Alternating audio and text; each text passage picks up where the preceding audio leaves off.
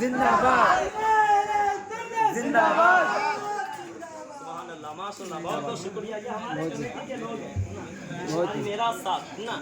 دیکھیے نبی کے دین کے غازی رہے تو کیا ہوگا, جان کی بازی رہے تو کیا ہوگا. کیا بات ہے. اتنے لوگ جو آج جلسہ سجانے والے ہیں اگر پنج گانا نمازی رہے تو کیا بات ہے. سبحان اللہ. کیا بات کیا بات. نماز کی پابند کر لیں انشاءاللہ سادات میں ایک نیا ماحول آ جائے گا, دین کی ایک تبلیغ شروعات ہو جائے گی. اب میں ایک شعر پڑھنا چاہتا ہوں, مائک کو اور لائٹ کو اپنی جگہ رہنے دیجئے. میرے آقا کریم صلی اللہ تعالیٰ علیہ وسلم کی آمد کا یہ محفل ہے. میرے آقا کریم صلی اللہ تعالیٰ علیہ وسلم کے نور سے اللہ تبارک و تعالیٰ نے اس سارے جہان کو روشن فرما دیا ہے.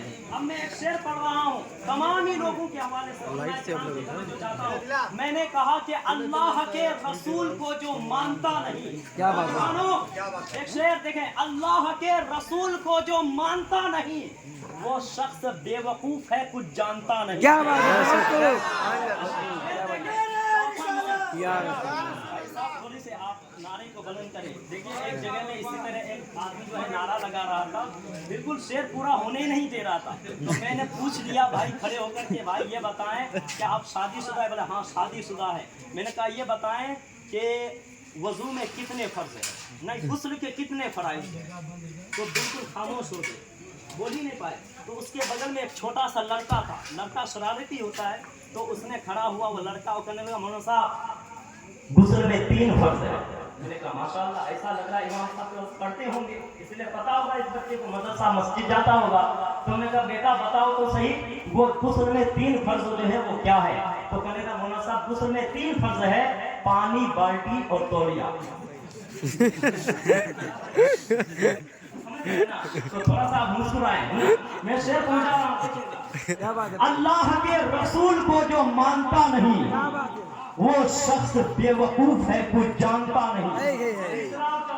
سننے کے بعد انشاءاللہ آپ کی طرف سے سبحان اللہ کی صدائیں.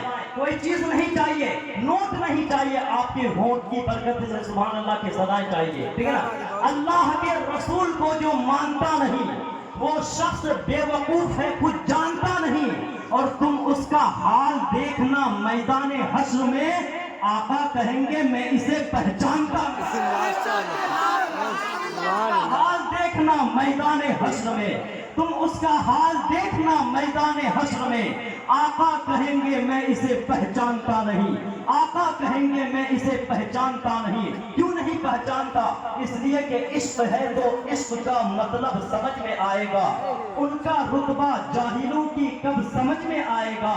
اور میری مانو مصطفیٰ سے عشق کرنا سیکھ لو, اس میں کتنا فائدہ ہے تب سمجھ میں آئے گا. تب سمجھ میں آئے گا.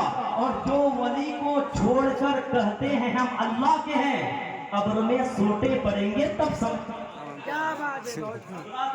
آئیے اسی جیتے جاگتی ماحول میں میری فہرست میں ایک نام روشن ہے جو قائد محبت کی صورت میں قید ہے.